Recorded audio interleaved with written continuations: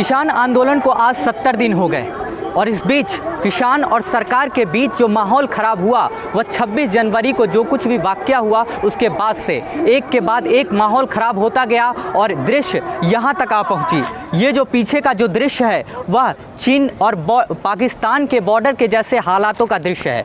हमारे पीछे जो आपको दृश्य दिख रहा है वह भारत से सटे पड़ोसी देशों के बॉर्डरों का दृश्य आपको लग सकता है, लेकिन यह बॉर्डर गाजीपुर का बॉर्डर है, किसानों का बॉर्डर है। इस तरफ जवान तैनात है और दूसरी तरफ किसान तैनात है और इन सब के बीच आपको जो माहौल दिख रहा है वह कटीली तारें हैं, पूरी तरह से दिल्ली पुलिस का बैरिकेडिंग है।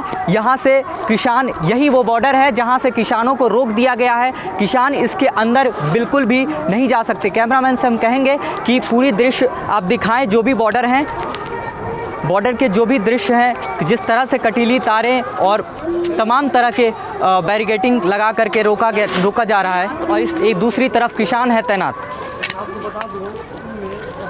तो कई सारे लेयर में करीब 8 से 10 लेयर का ये बैरिकेडिंग है और कटीली तार है बीच में, और अगर आप ज़रा भी असावधानी बरतेंगे तो ये कटीली तारें आपको घायल कर सकती है।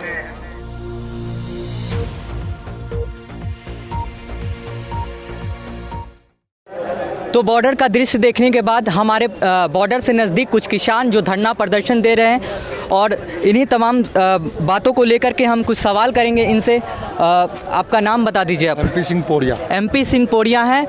तो जो 8-10 लेयर की बैरिकेडिंग की गई है, इसके अंदर किसान जो दिल्ली में प्रवेश नहीं कर सकते, अगर ज़रा भी असावधानी हो तो वो बुरी तरह घायल हो सकते हैं। इस 8-10 लेयर के बैरिकेडिंग से आपको क्या फील हो रहा है? पत्रकार महोदय, पहले तो जंतर मंतर वालों को मेरा बहुत बहुत धन्यवाद है कि आपने हमारी बात कहीं तक पहुंचाने की आप कोशिश करिए, आप हमारे साथ हो जी।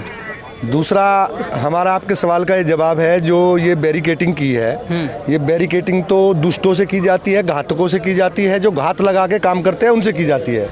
ये तो इस देश का किसान है, जो भी करता है बिल्कुल लाठी के ठोड़ पे करे। लाठी का ठोड़ का मतलब है खुला चैलेंज देके। अगर हम 26 जनवरी का किया था तो उससे 10-15 दिन पहले बता दिया था सरकार को, भाई हम आ रहे हैं। 20 दिन पहले हमारी सारी संगठनों ने बोल दिया था और उन्होंने अपनी व्यवस्था कर ली थी, परमिशन दी थी। परमिशन के अनुरूप ही हमारे यहाँ का किसान, पूरे देश का किसान दिल्ली में प्रवेश किया था। अब हमारी कोई कॉल उधर की नहीं है, लेकिन अब इन्होंने हमें बंधक बना दिया। अब जो है इन्होंने हमें बंधक बना दिया और दिल्ली का जो हमारा राजा है, जो हमारे प्रधानमंत्री मोदी जी है, जो चौकीदार जी है, आज चौकीदार को ही चौकीदारी की ज़रूरत पड़ गई, क्योंकि वो अपनी सुरक्षा, आज उसे ना पुलिस पे भरोसा है, ना उसे किसान पे, अपने देश के किसान पे भरोसा है, और ना उसे अपनी सुरक्षा पे भरोसा है। उसने कुछ चुनिंदा सुरक्षा अधिकारी लगा के चारों तरफ को दिल्ली के बैरिकेडिंग और कील वगैरह लगा दी।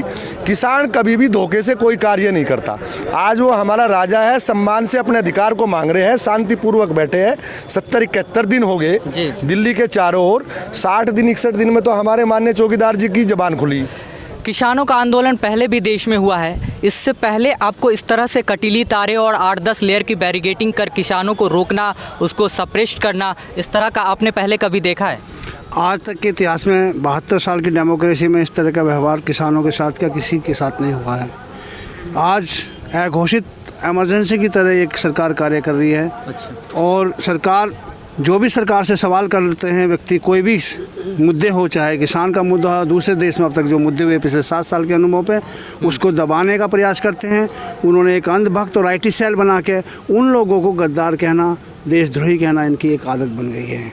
मेरे को पूंजीवाद को बढ़ावा देने के लिए कुछ चंद घरों के लिए काम करने वाले लोग हैं और ये सप्रेस कर रहे हैं, जनता की आवाज़ को दबाना चाहते हैं। दिल्ली गाजीपुर बॉर्डर को कवर करने के बाद हम मंच के पास पहुंच गए हैं और मंच के पास बहुत सारे भंडारे, लंगर का इंतज़ाम है और ये लंगर देख करके ऐसा लगता नहीं है कि ये आंदोलन बहुत जल्दी ख़त्म होने वाला है। हमारे साथ और भी बहुत सारे किसान नेता हैं, तराई क्षेत्र के किसान नेता यहाँ पे मौजूद हैं।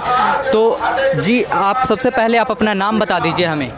मेरा नाम तजिंदर सिंह विरक है। मैं तराई किसान संगठन का राष्ट्रीय अध्यक्ष हूँ। सर, सरकार तो मानने को तैयार नहीं है, कोई अब बातचीत भी बंद हो गई, माहौल पूरी तरह से ख़राब हो चुका है। तो ऐसे हालात में अब आगे का क्या रणनीति है? देखिए, सरकार बातचीत करेगी या नहीं करेगी, सरकार बात सुनेगी या नहीं सुनेगी, ये सरकार पर निर्भर है। लेकिन जो आंदोलन की रणनीति है वो लगातार बन रही है और आंदोलन के जो कार्यक्रम हैं वो इस जनता को दिए जा रहे हैं। और इसी के क्रम में 6 तारीख को पूरे देश के अंदर किसानों के द्वारा 3 घंटे का चक्का जाम है। 12 बजे से लेकर 3 बजे तक देश के राष्ट्रीय राजमार्ग और जो राज्य के मार्ग हैं वो बंद रहेंगे। और देश का किसान जो गाजीपुर में, सिंगू में या शाहजहांपुर बॉर्डरों पर आकर अभी सहभागिता नहीं कर सका है, वह लोग अपने अपने क्षेत्र में इस आंदोलन से जुड़ें और पूरे देश का किसान जागे। इस दृष्टि से ये कार्यक्रम लगातार जो है संयुक्त मोर्चे की ओर से दिए जा रहे हैं। आगे की रणनीति भी, आज संयुक्त मोर्चे की फिर बैठक है।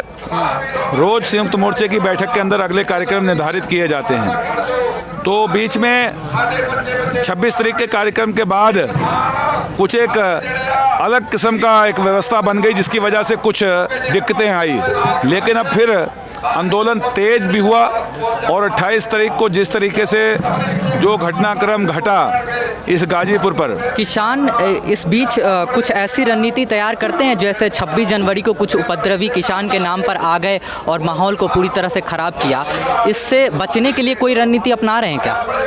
नहीं, लगातार हमारे इस आंदोलन में आपने देखा होगा कि आज 71 दिन हो गए, लेकिन 26 तारीख से पहले तक ये आंदोलन को खुद केंद्रीय मंत्री तोमर, आपका आंदोलन बड़ा व्यवस्थित है, अनुशासित है, आपको बधाई। सुप्रीम कोर्ट तक ने कहा कि आंदोलन बड़ा सिस्टमेटिक है, सिस्टम में व्यवस्थित आंदोलन है। फिर ये फेंसिंग, कटीली तारे, ये किस काम का? ये तो सरकार से आपको सवाल पूछना चाहिए। लेकिन अजीब विडंबना है कि देश की राजधानी पे कंटीले तार लगा दिए जो देश की सीमा पर लगने चाहिए थे। देश की राजधानी को क्या खतरा है? इस देश के अन्नदाता से ये आंतरिक सुरक्षा का बहुत बड़ा कहीं ना कहीं ये माहौल तो नहीं बनाने की तैयारी कर रहे हैं कि ये जो लोग हैं उपद्रवी में से ही हैं जिनके लिए ये फेंसिंग किया जा रहा है कि वो अंदर घुस करके कुछ उपद्रव ना मचा दे? ऐसा कुछ नहीं है, कभी किसानों ने उपद्रव नहीं किया। पहली बात आपको बता दें कि किसान उपद्रवी हो ही नहीं सकता और उपद्रवी कभी आंदोलनकारी नहीं हो सकता। ये जो उपद्रवी थे ये सरकार के लोग थे, ये आरएसएस के लोग थे और ये पार्टी के लोग थे जो हमारे आंदोलन के अंदर घुसकर इस आंदोलन को बदनाम करने के लिए ये सारा कार्यक्रम सुनियोजित था। ये कहीं भी हमारे किसानों का हिस्सा नहीं है। किसान कभी आंदोलन के दौरान अराजकता नहीं करेगा, ना करता है। देश की संपत्ति देश के किसान की संपत्ति है।